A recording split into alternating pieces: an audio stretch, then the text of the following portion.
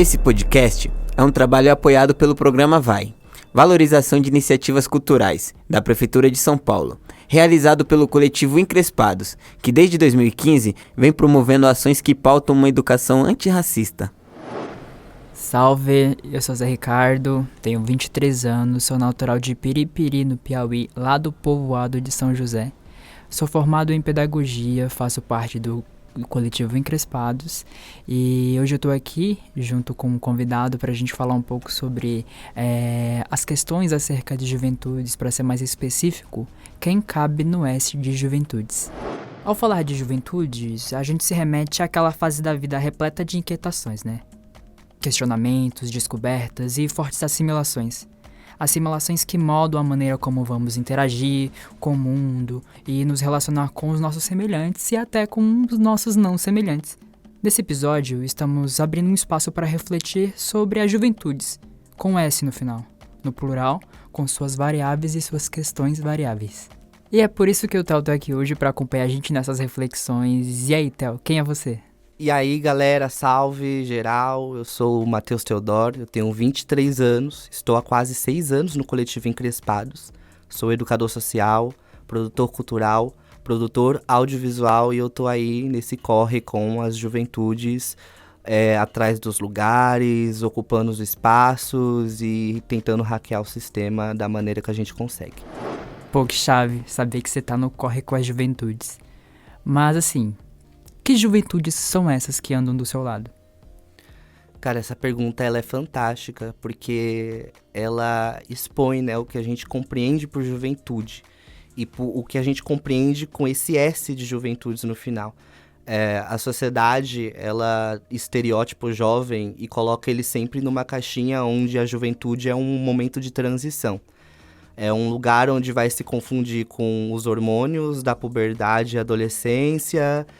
E ele vai ficar sempre naquele complexo de rebelde sem causa, né? Porque o jovem, ele nunca tem causa para ser rebelde, ele é rebelde porque ele é jovem.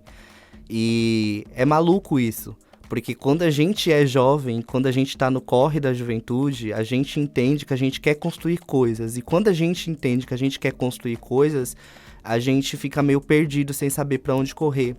Porque, enfim, a gente vai atrás de identificação e às vezes a gente não consegue se identificar com nada, com ninguém. A gente sempre tem alguém olhando pra gente, apontando um dedo, e aí a gente vai acabando entrando num rolê de opressão. Mas a gente também produz muita coisa. E produzindo muita coisa, né, a partir dessas produções eu entendi que a juventude que me acompanha é a juventude que é extremamente visível para todo mundo, mas que as pessoas fingem não ver. Então, por exemplo, eu sou um menino preto, moro na quebrada, e sendo um menino preto e morando na quebrada, eu entendo que existem outros corpos pretos morando na quebrada. E a partir do momento que eu entendo a dimensão desses corpos pretos, eu entendo que não tem só os corpos pretos, mas tem os jovens brancos e pobres que estão na quebrada, tem as minas que estão na quebrada produzindo. E a gente tá tentando se achar no meio desse turbilhão de coisas, nesse turbilhão de maluquices. E, cara, é maluco, porque a gente sempre vai cair nesses lugares de estereótipos e a gente sempre vai tentar lutar contra eles. Mas quando a gente entende que a gente tem voz, quando a gente entende quem a gente é e quando a gente, enfim, né, se identifica nesse lugar, a gente começa a quebrar as barreiras, a questionar o sistema de várias formas e a gente vê o que acontece na Zona Sul, por exemplo, né? Um mercado onde você tem jovens produzindo música, onde tem jovens produzindo estética, onde tem jovens por trás de várias produções audiovisuais que são fantásticas e que estão aí nos corres, se tornando profissionais super premiados e super vistos por toda a sociedade. Então, a juventude que me acompanha é essa juventude revolucionária que usa do corpo, da voz e das produções para chegar lá. É pra ver que hoje você se reconhece, que você tem a sua identidade, que você tem as suas identificações.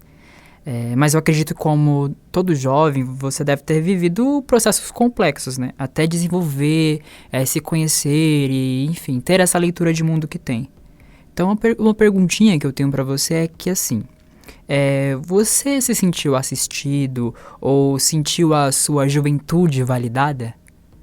É muito bom falar em validação, porque, como eu estava dizendo, né, o nosso momento de juventude, essa transição que a gente sofre, é, ela, né, ela coloca muito esse sentimento de ter que ser validado, ou de se sentir validado, né? Porque as nossas vivências, elas são múltiplas.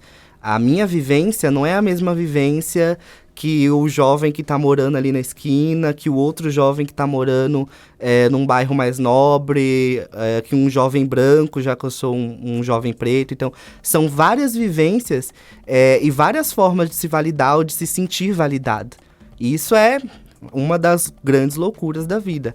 Eu entendi que eu comecei a me sentir validado a partir do momento em que eu me senti apoderado mesmo dos processos que eu estava vivendo, né? Então, a roupa que eu visto, a música que eu escuto, as coisas que eu assisto essas coisas, eu uso essas coisas porque eu quero usá-las.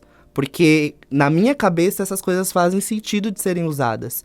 Não porque eu quero provar algo para alguém ou porque eu sinto que eu tenho que responder à expectativa de alguém. Eu acho que é legal falar também disso, de expectativa. Da expectativa que as pessoas e a sociedade colocam na gente. Seja uma expectativa boa de você ter que dar certo ou a expectativa ruim de que acham que você vai dar errado. Então, é muito mais uma identificação a partir das coisas que eu sinto e das coisas que eu experimento do que a partir do que a sociedade tenta colocar para que eu, enfim, viva, né? E sobre experimentações, isso eu acho que é uma coisa muito, muito boa da juventude, que é a oportunidade de você experimentar coisas. Você experimenta música, você experimenta um filme, você experimenta uma vivência numa noite, num bar do centro de São Paulo, você começa a viver coisas. E tudo isso vai te colocando, vai aumentando a bagagem da tua trajetória. E eu acho que trajetória é isso, né? É as coisas que eu construo, não as coisas que eu encontro pronta. E é isso que me valida enquanto jovem mesmo, enquanto juventude revolucionária e ativa. É como eu tô validado a partir da minha trajetória e das coisas que eu tenho na minha bagagem. Até pensando mesmo nessa fase, nesse período de vida que a gente tá, né? Essa etapa, às vezes, ela é acarretada de experiências, né? Coisas que nós vamos ali vivenciando, né? Mas as experiências, elas abrem espaço para os erros, né? Mas até nos erros, assim, é bem interessante de se pensar que a gente encontra os melhores insumos, assim, para nossa formação enquanto sujeito no mundo, né? Porque os lugares que nós passamos, às vezes eles nos marcam de maneira positiva, às vezes eles nos marcam de maneira negativa. As pessoas que passam pela nossa vida mesmo, né? E aí eu queria entender de você assim, tem alguma pessoa dentro da sua vida que talvez possa ter te marcado dessa maneira, assim, nesse processo de se reconhecer? Porque assim, quando eu penso, parando para pensar, já trazendo também um pouco da minha vivência, assim, enquanto jovem, enquanto uma pessoa que vive nessas questões de juventude, né? O período da escola, ele foi muito... foi um espaço que não era potencial, mas se tornou... E como somos um coletivo que fala sobre educação, fala sobre o chão da escola, fala sobre espaços não escolares, eu me reconheço muito nesse espaço, assim, né? O espaço de educação, né? Acredito que talvez seja por isso que até eu busquei esse caminho da pedagogia, de entender de educação, não somente de criança, mas de entender dos processos da educação. Que eu penso, assim, que pessoas dentro desse espaço me marcaram bastante, né? Como alguns professores, né? Alguns colegas, e como a gente foi se munindo de informações, foi se munindo de uma identidade, foi se reconhecendo enquanto coletivo, né? Eram várias juventudes ali, né? Eu sempre gosto muito de situar a questão das diferentes forças que os jovens possuem, né? Porque muitos jovens possuem a questão da criatividade, muitos jovens têm aquele perfil de coragem, aquelas pessoas que vão até o enfrentamento, né? E coletivos, né? Os coletivos que a gente passa, eles são munidos de forças mesmos, né? Só que não é porque eu sou diferente de tal pessoa que essa pessoa é melhor que eu, né? Acho que o gostoso dessa salada toda é como é que essas forças podem se encaixar. Como é que sua criatividade se junta com a minha coragem? Como é que sua coragem se junta à apreciação, à beleza e excelência que eu vejo nas coisas, né? E eu queria entender, assim, de você, quais foram os espaços que você passou que mais te marcaram? É legal falar de coisas que marcaram a gente, porque como a gente estava falando, existem as coisas positivas e negativas, né? E confessando já pra vocês, o espaço de escola, o ambiente escolar, sempre eu tive muita aversão a ele, porque eu sofri muito bullying. E o que a gente entende hoje de como bullying, né? Mas eram racismos e homofobias. E foi o meu ensino fundamental 2 inteiro. E nisso, quando eu cheguei no ensino médio, eu cheguei calejado, eu cheguei mudo, uma pessoa completamente diferente.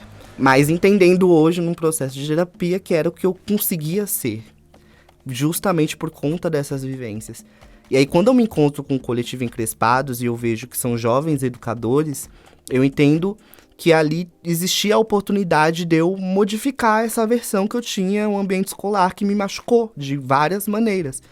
Então, quando eu vejo jovens da minha idade falando de racismo, exaltando a questão da estética do cabelo, sabe, validando esse meu lugar enquanto jovem preto, que detém o poder da minha trajetória, das minhas narrativas, cara, ali eu percebi que a educação não era aquela educação que tinha me machucado, né? Ou a ausência da educação revolucionária que poderia ter me salvado naquele momento e que não me ajudou em nada. E quando eu encontro o coletivo Encrespados, né? Isso já faz quase 6 anos, eu entro nesse lugar de questionamento mesmo, de entender... Mas, cara, será que esse ambiente escolar que eu passei tinha as ferramentas necessárias para lidar com o que eu estava passando? Será que aquele lugar, aquela educação visualizava a juventude do jeito que a gente está visualizando, que a gente está debatendo aqui? E quase sempre não é assim. E isso marca a gente. Porque é isso, eu criei uma versão que, se eu não encontrasse o coletivo, eu poderia seguir com ela e ser uma pessoa completamente diferente da que eu sou hoje. Mas, ao mesmo tempo, eu também sempre fui muito questionador. Eu sempre me coloquei nesse lugar de não aceitação das coisas. Eu não era o rebelde sem causa, eu era um rebelde com as minhas causas. E a partir do momento que você é um rebelde com várias causas, você começa a entender o que te dói mais, o que te dói menos... Aonde que você precisa avançar mais, aonde que você, sabe, já chegou num nível que você fala, cara, isso daqui já tá resolvido. Às vezes você nunca resolve, mas juventude é isso, sabe? São esses processos e a gente não pode ter medo dos processos, né? A gente falou aqui sobre errar, por exemplo, e errar faz parte da juventude. Não porque exista algo certo ou algo errado, mas porque a gente tá tentando ser aquilo que a gente consegue de acordo com as condições que a gente tem. E quando eu falo de condição, é a condição que a sociedade dá para o jovem preto sobreviver, é a condição que a sociedade dá para quem está na quebrada sobreviver, é a condição que uma escola carente de várias coisas, né, de várias ausências, seja de estrutura ou de gente mesmo, sabe, educadores que entendem o papel da educação e da transformação, são várias condições que a gente tem que lidar. Só que a partir do momento que a gente se apodera da nossa juventude, se apodera das nossas narrativas, a gente começa a impor as condições. Então, se a gente entende que existe um caso de racismo numa escola, por exemplo, a gente oferece as ferramentas e vai lá falar sobre isso. Vai lá tentar modificar isso. Como eu disse, é tentar hackear o sistema da maneira que a gente consegue. E hackear o sistema não é essa ideia romântica de que você vai chegar lá e você vai refazer uma escola do zero. Você vai chegar numa escola onde você vai ver várias coisas erradas e aí você vai tentar, com as suas ferramentas, consertar da maneira que você consegue aquela situação. Então, eu acho que isso que me marca, né? A minha entrada no coletivo, as pessoas que estão hoje no coletivo, inclusive você, e que eu aprendo, sabe? E que é um processo cotidiano. Eu não tô totalmente resolvido das minhas questões, porque ainda sou jovem e eu ainda tô em vários tipos de processos. Mas eu entendo que muito do que eu sou E aí eu não tô falando só das coisas que eu falo, das coisas que eu penso, mas muito de quem eu sou, do meu corpo, falam para as outras pessoas, né? Eu, por exemplo, tenho um cabelo rosa e as pessoas sempre me param na rua para falar do meu cabelo. E isso pra mim é muito potente, porque há muitos anos atrás eu tinha muita vergonha do meu cabelo. Eu não gostava do meu cabelo, eu não gostava da minha pele, eu não gostava da minha estética. E hoje eu tenho orgulho de exibir o meu cabelo rosa por aí e saber que as pessoas estão notando e estão levando para esse lado positivo. Mas esse é o papel da educação, é o papel do coletivo e da juventude que tá comigo nessa, né? Que são vocês. O S de Juventudes é uma coisa linda, né? Esse S carrega muito a gente, pelo que você fala. Dá valor a esse diverso, né? Desse S que pode ser diverso, eu acho que previne muita dor, né? Usa e converte as revoltas em coisas potentes, né? Muda o olhar, né? Você converte desses rótulos que nós recebemos enquanto juventude, enquanto jovens, nas potências. Porque os rótulos, muitas vezes, eles são carregados desses estigmas, né? Desses tabus, dos preconceitos que a gente, às vezes, fica a vida inteira ouvindo. Principalmente de pessoas que estão no nosso lugar, né? De pessoas pretas, de pessoas que moram nas margens da cidade e que, às vezes, precisam se articular o dobro das vezes, assim, para atingir determinados lugares. Mas, assim, para terminar e caminhar para o encerramento da nossa reflexão, a gente sabe que, Theo, você viveu uma juventude, que você já é jovem há um tempo. Mas e para os novos jovens que estão chegando, para essas novas juventudes que se formam, o que você espera? Cara, eu espero que seja uma juventude cada vez mais independente mesmo e emancipatória, assim. Que pense em emancipação acima de qualquer coisa. E emancipação é uma palavra que eu gosto porque é uma palavra que tem como significado a ideia de que você tem controle da sua narrativa, controle da sua história, e que existe um sistema que está tentando brigar com você por esse controle. E quando você toma esse controle e afasta esse sistema, você está falando que é isso, você está emancipado de todo esse sistema, emancipado de todo esse controle, e a gente vai chegar lá de alguma forma. E eu queria trazer uma frase que eu leio bastante livros sobre comportamentos, e tem um livro que se chama O Voo de Eros, que fala muito de sexualidade, de amor e afins, né? E são assuntos muito pertinentes a essa parte da juventude. E só que tem uma frase específica, uma citação dentro desse livro, que eu acho que pode direcionar nossa juventude, como que a gente faz para revolucionar os nossos espaços e nos tornar cada vez mais emancipados de tudo isso. A frase é do Joseph Campbell, no livro dele Psychology Today, né, Psicologia Hoje, que fala assim: sobretudo precisamos aprender a ter mais simpatia pelas fraquezas da vida. Tanto o artista quanto o homem apaixonado sabem que a perfeição não é digna de afeição. É a qualidade desajeitada de um defeito que torna uma pessoa adorável. Ou seja, é a ideia de que nós não seremos perfeitos e que a gente tem que aceitar a nossa imperfeição. É uma coisa que eu tenho falado muito na minha terapia, nos papos com os meus amigos, de que eu aceitei que eu sou imperfeito. De que eu aceitei que não é esse lugar de perfeição, de referência que eu sempre vou buscar. Eu sempre vou entender aonde que eu sou imperfeito e o que essa imperfeição tem de significado para mim. O que ela traz para mim? Porque a gente está falando de individualidade. E a gente não consegue se unir em coletivo enquanto a gente não entende as nossas individualidades. Enquanto eu não entendo que eu sou um jovem preto, eu não vou ter a capacidade de olhar para outro jovem preto e entender, sabe, numa auto-identificação de que a gente construir alguma coisa junto pode mudar algum tipo de estrutura, sabe? Não tem como eu me ver um jovem LGBT e não olhar para outros corpos LGBTs e não me ver, sabe? E não achar a liga a partir disso. Então, é sobre as minhas imperfeições mesmo. Eu sou um jovem que eu sou bocudo demais, por exemplo. Por que eu não encontrar um outro jovem que também é muito bocudo, fala tudo que tá na cabeça dele pra gente começar a falar um que tá na cabeça do outro e ver se a gente briga, se a gente chega no consenso. E é aquilo que você tinha falado sobre encontrar quem pensa diferente, né? Como é que eu vou encontrar alguém que pensa diferente de mim se eu tô procurando só os meus iguais?